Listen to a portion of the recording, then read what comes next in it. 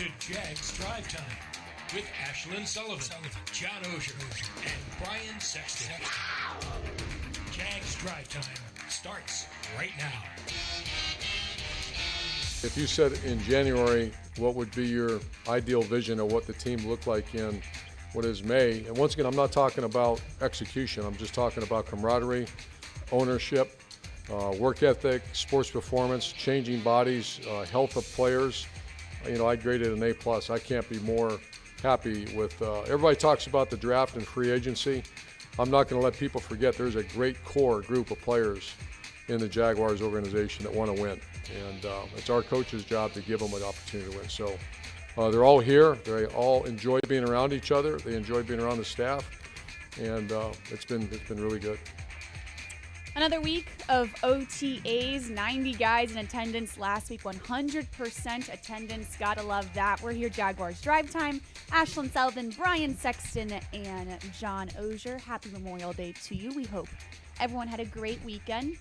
Didn't hate having a day off. Oh. I won't admit it.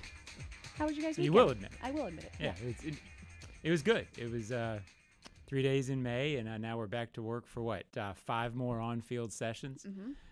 So let's get to it. I will say this. It was nice and cool in the mornings and the evenings, right? I mean, unseasonably cool, it felt like to me, at least out at the beach with that nice breeze. I would love it if we saw some of that weather continue on through summer, right? And this week on the field, the players would love that. It was a beautiful weekend to live in North Florida. It was. It made me laugh. Rookie minicamp, we heard players saying, "Oh, it's so nice out. This is really great." And I was Buckle up, buddy. Just wait till August. Buckle You're going to up. love it here. Exactly. Isn't that adorable? Isn't it? All right, here we go. Let's get into big things. Big thing one is first thoughts. We watched a full practice last week at OTAs and some takeaways that we're going to go over with you. Defense shined during red zone period, but that's not really a surprise with a young offense that is still trying to get their timing down. We also have some players to keep an eye on this week, so we'll go over that.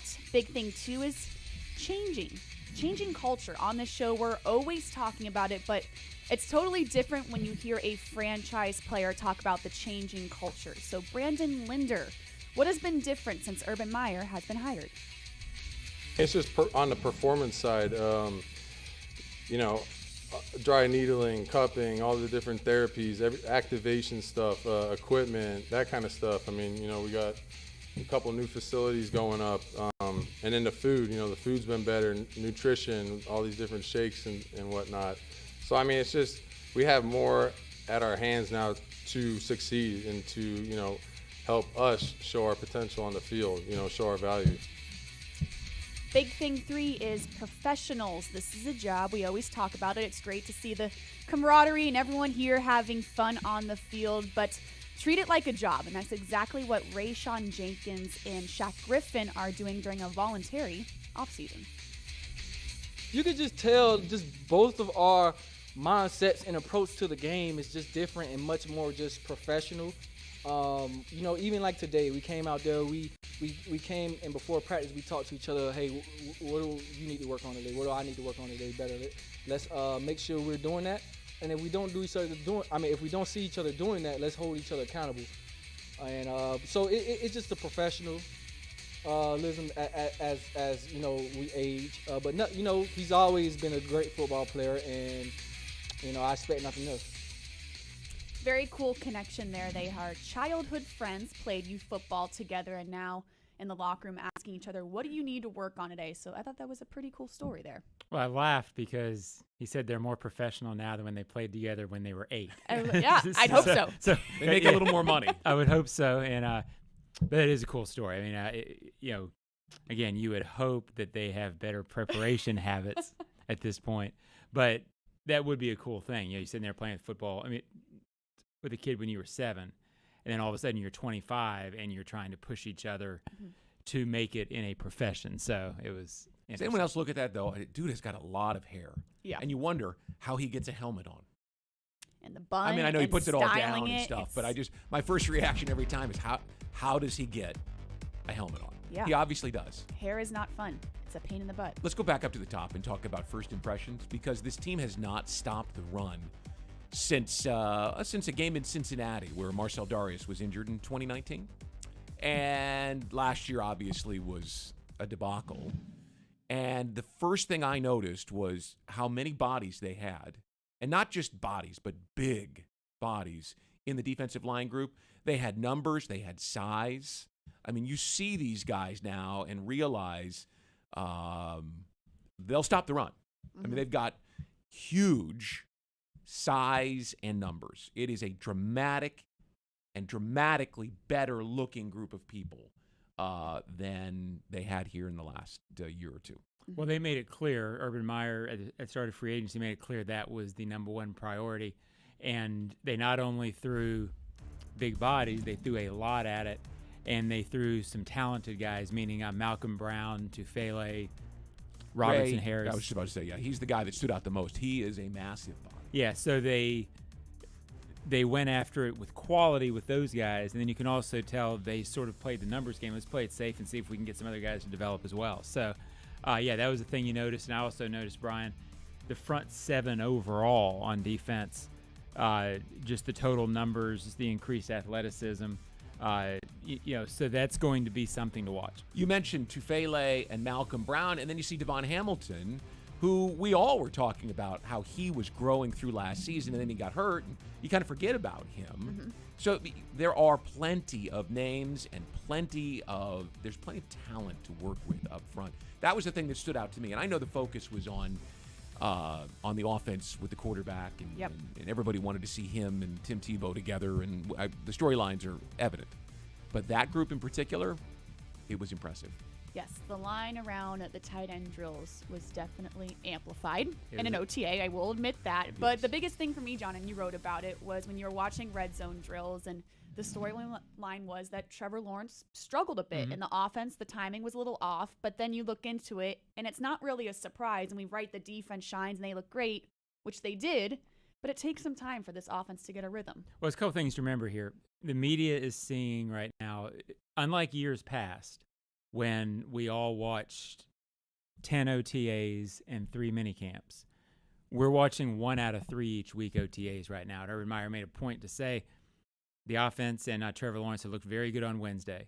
So trying to analyze this is dangerous because you're only analyzing 1 out of 3. The red zone offense wasn't very good. Trevor Lawrence did struggle, but red zone offense is it's often the last thing that quarterbacks get, that offenses get. I mean, when I was covering the Colts with Peyton Manning, I forget which year it was, but he talked about that. All of a sudden, their red zone offense was at like 65%, which is absurd. But he made a point. That's clearly the hardest. That's clearly the last thing to come together for any offense. That's why they work on it so much during practice. Well, and here's a news flash. They may not be great to start the season in the red zone next year. They might not be good in the red zone at all year. Next year. Yeah. Right. That is the last measure, and it's often the measure of how a young quarterback's developing. You would expect Trevor Lawrence not to be as good there next year as he will be in 2023 or 2022. And people forget, so we'll remind you, the field gets compressed. There's so many more bodies, and I saw him making the right reads and trying to drop the ball in spots, and he was overshooting guys, right? Yeah, just timing was off. So it's not that he doesn't know what to do with it. It's the timing issue and knowing where to go and when and how to fire it through, and that's going to take time. It will. I will say one thing that was promising when you were watching the offense is how many options there were, how many playmakers there were. I mean, even when it was third team and it was Jake Luton, like Chris Manhurts was one of them. I know we're going to talk about it next segment, but he was brought in here to be a blocking tight end, and he's catching touchdowns left and right. So I will say that was promising. There were a lot of... He's a big body. Yeah, guys out there making plays. Agreed. I love that. Thanks for agreeing. When we come back, that is Big Things. Who are we looking at during OTAs? 3 guys that stood out this week and last week. We'll come back on Jags Drive Time and talk more about that. Jags Drive Time is presented in part by TIAA Bank, created to serve, built to perform. By Publix, where shopping is a pleasure. And Baptist Health, changing healthcare for good.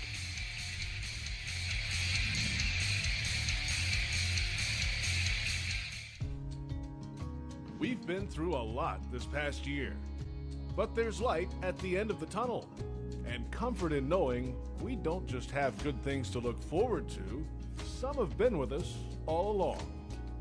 Because no matter what happens out in the world, Our pets are always there for us, and we are always there for them.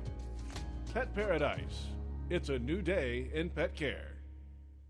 Pinpoint, the official signage partner of the Jacksonville Jaguars, helps business decision makers like you maximize the impact of their brand. Your company's identification, advertising, and even the words you use make an impression on your clients. With Pinpoint as your coach, you can make sure it's a good impression. Pinpoint provides the creative design and production services for anything you need to enhance your brand, from custom signage to complete marketing solutions. Step up your game with Pinpoint and create the ultimate brand experience for your clients. Visit experiencepinpoint.com. Jaguars fans, here's a great way to pay with pride wherever you go. Exclusively from TIAA Bank, the Jacksonville Jaguars Visa debit card comes with a fierce look and fantastic features, along with the convenience to make purchases online or at millions of locations worldwide. And it's yours, free, when you open a Yield Pledge checking account. Order yours today. Visit TIAABank.com/JagsCard. TIAA Bank is a division of TIAA, FSB, member FDIC, and the official bank of the Jacksonville Jaguars.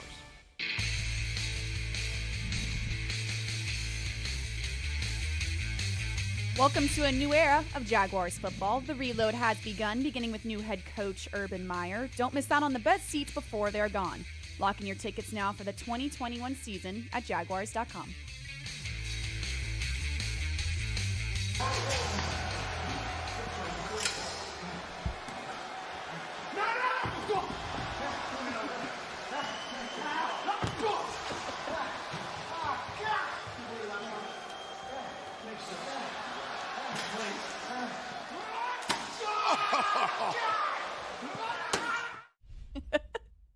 It makes me laugh every time. Urban Meyer, a man of many talents, making an appearance at AEW's All or Nothing with Charlie Strong. The football throwing, that gets me.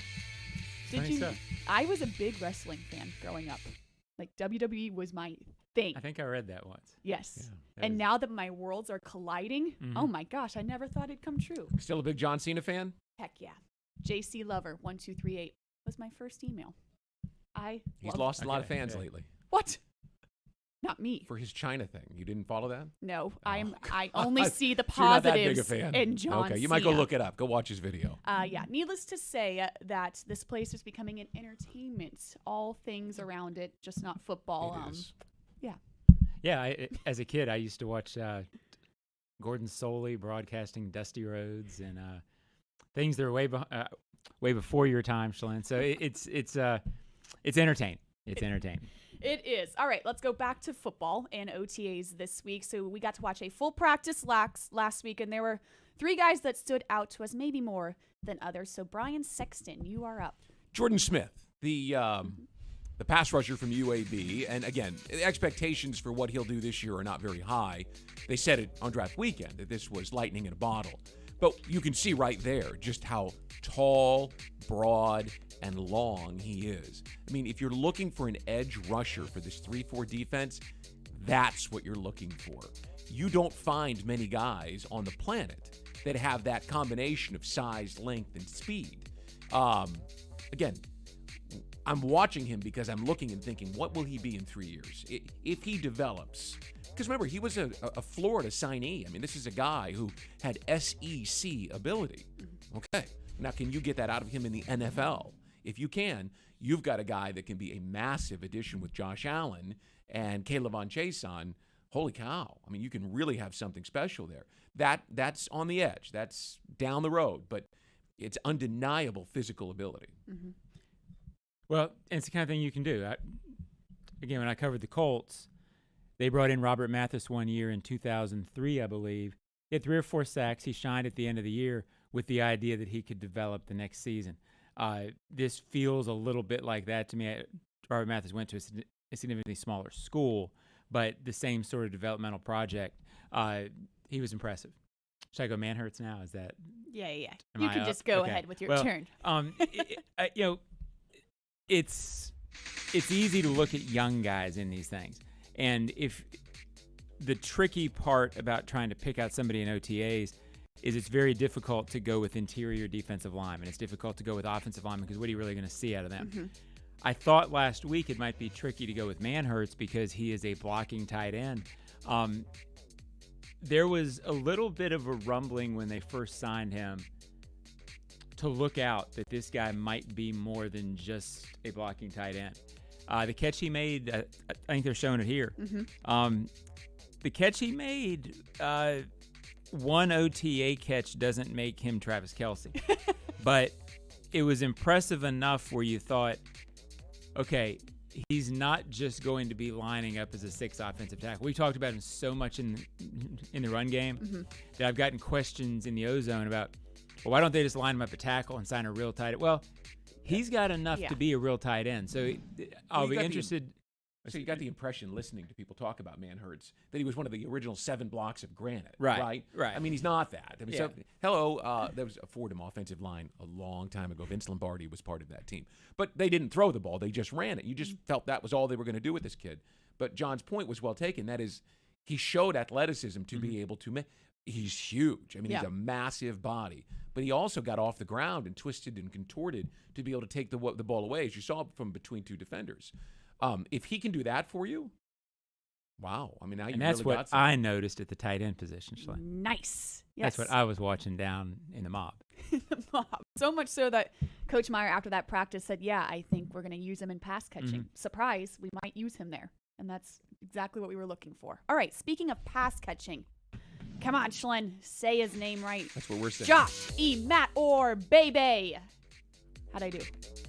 I think that's perfect. Yeah, 100%. The word is that's perfect. Yeah. This is a guy that I noticed. He might have made it the catch of the day. It was slightly out of bounds, so we can't call it the catch of the day, but if it was in bounds, it would have been. He showed off that record-breaking 46.5 inches at the scouting combine. That was a record this year, so this guy has a huge vertical leap, and it's really going to make it interesting because right now there are so many talented wide receivers on this team. You don't think this is a guy that is going to make the roster right now. What do you see in that picture, though? I know. He's going to make it interesting. You see the length.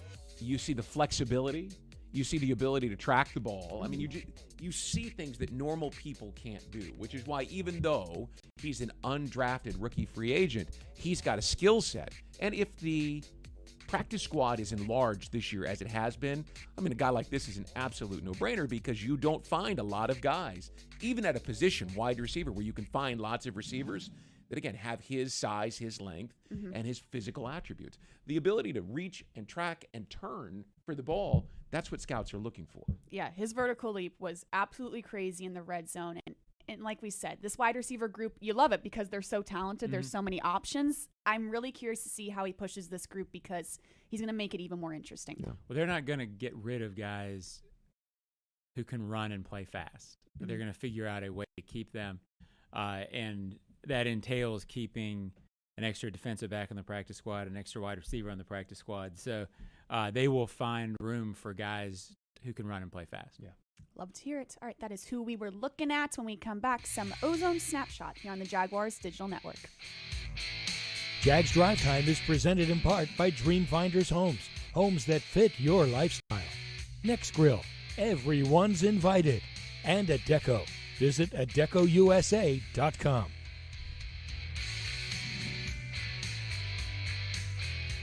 Dreamfinders Homes has a simple commitment to their home buyers. Deliver unsurpassed quality, uncompromising value, and an extraordinary level of customization you simply won't find with other home builders. With over 40 communities to choose from, you'll find a location you love and the home of your dreams. Dreamfinders has townhomes, single-family homes, and custom estate homes starting from the high 100s and a wide selection of move-in ready homes. Quality, value, customization. That's the Dreamfinders difference. Call 904-738-0165 or online at dreamfindershomes.com. Dreamfinders Homes, the official home builder of the Jacksonville Jaguars. Prices subject to change without notice. Equal housing opportunity.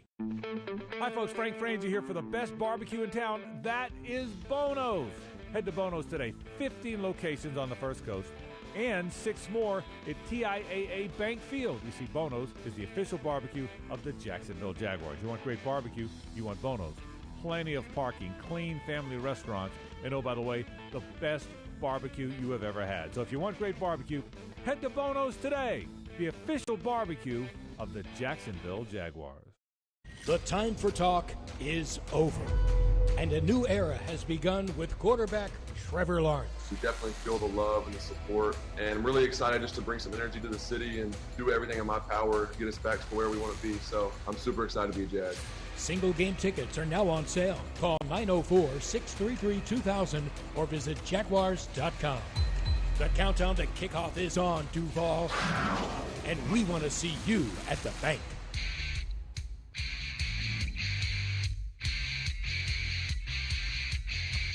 Treat your pet to their own vacation while you're away on yours. At Pet Paradise, dropping off your four-legged child is like having a sleepover minus the sleeping bags and late-night movies. Surrounded by friends and doting grown-ups, sleep easier knowing Pet Paradise is always there for your precious pet. Pet Paradise official pet service provided for the Jacksonville Jaguars. This broadcast is ozone friendly. The Ozone. Here we go. We're going to Vancouver. Do you really believe a culture change makes a difference? I am personally leaning no. This building a new culture business is talking to hear yourself talk. Hashtag #IRoll. Well, I get where he's coming from. And this was a much longer email. And the reader made a good point. He said, look, you guys talked about culture change when Malarkey came in here. You talked about it when Gus came in here. You talked about when Coughlin came in here and then when Coughlin left with Marone. The culture change matters in this way. You have to change the culture as a head coach because nothing works unless the players believe in what you're selling. So there is an element of that. Every coach has to change his culture because you got to get guys believing. Now, that said, there is a uniqueness to what's going on around here. It's different. It's being backed up by the facilities you see. It's also backed up by an unbelievable amount of winning in Urban Meyer's past and by having a franchise quarterback. So there are tangible building blocks and elements that go with the culture. But this person's point is correct. Culture means nothing in and of itself. No. It has to be built around something. Unless you have great players. I mean, you can have bad players and great culture, and it doesn't matter. Right?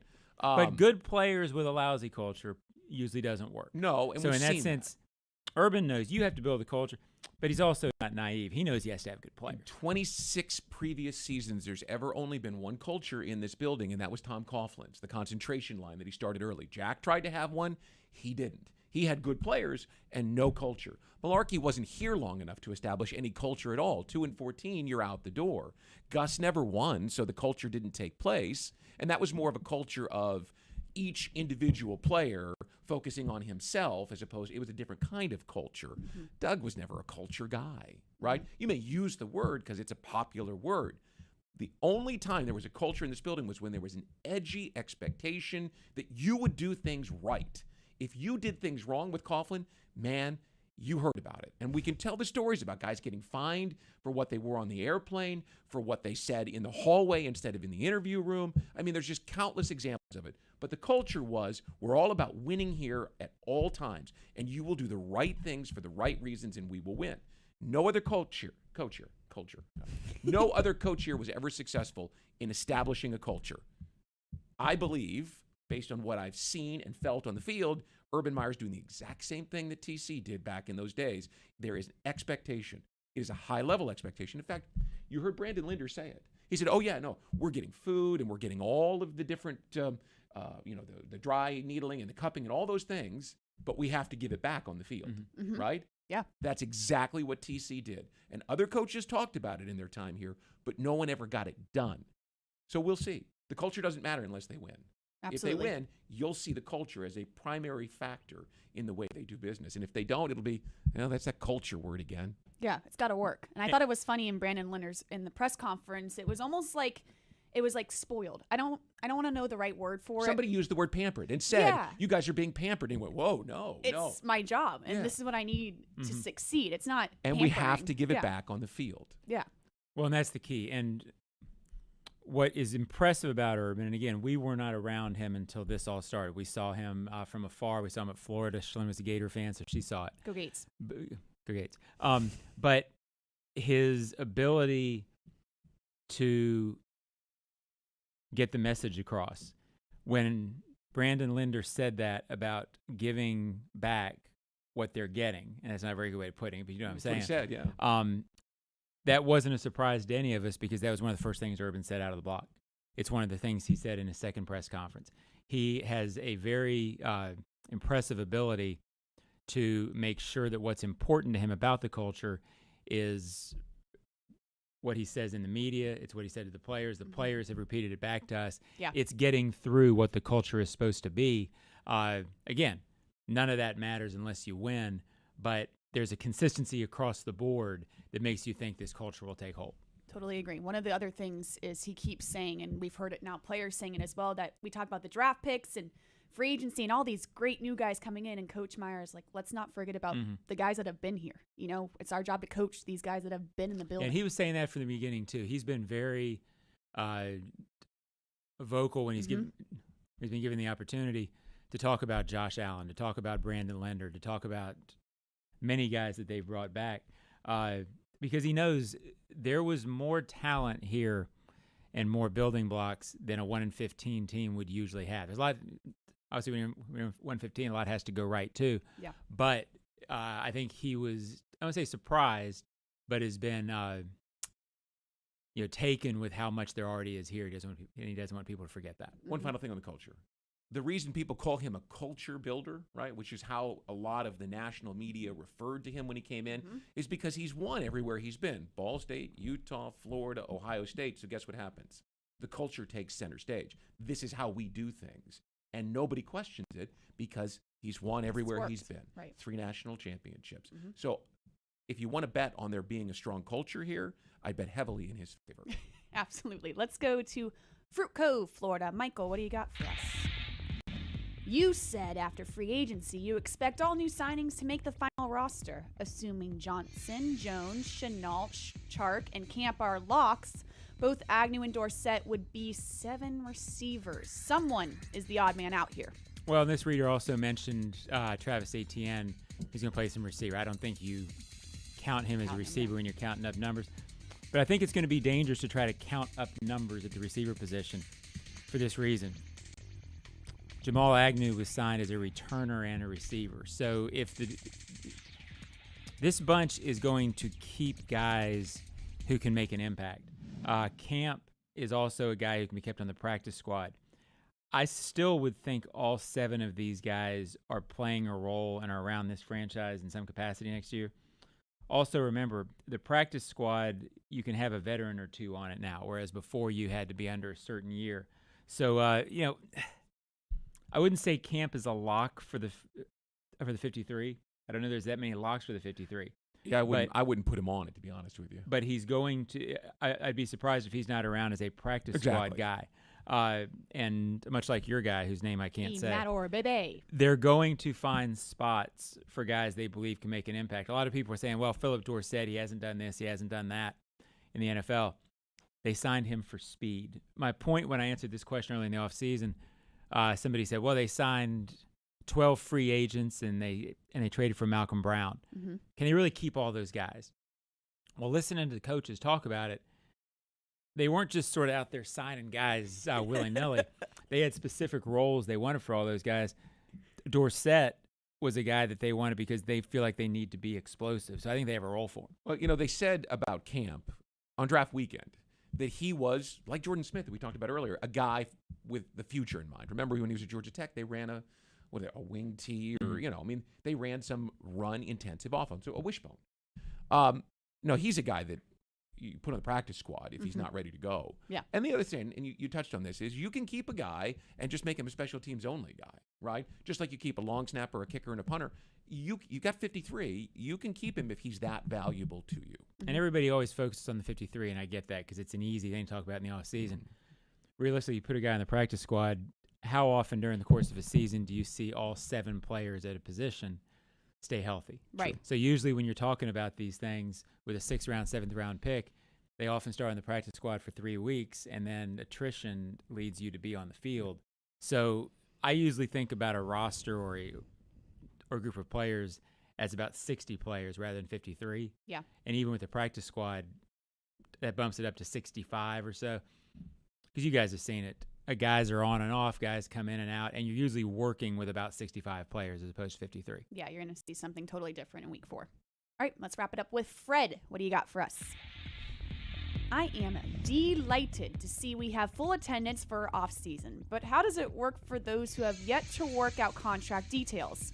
Is there some sort of short-term insurance policy to protect them if injury occurs, John? Essentially, there is.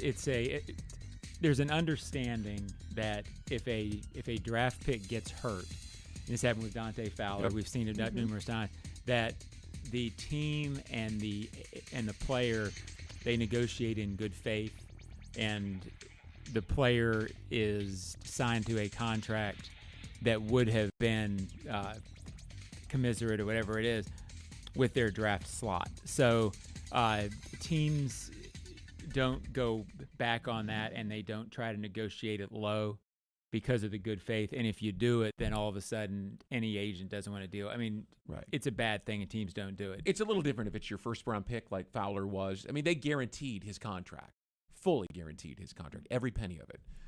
You get a guy like Jalen Camp that gets hurt. They've got offsets that they can use to move money around here and there, so that they're not on the hook. But for the most part, they protect the players with these waivers, with these insurance policies that make sure that the player doesn't lose future earnings by participating. And the reason they do is they wouldn't participate if they didn't. Yeah. Right?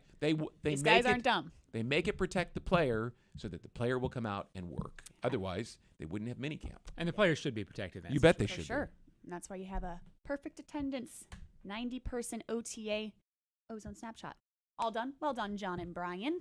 We are back on the field this Thursday for the next OTA, so stay with us on Jaguars.com, and we'll see you next Tuesday right here on Jaguars Drive Time.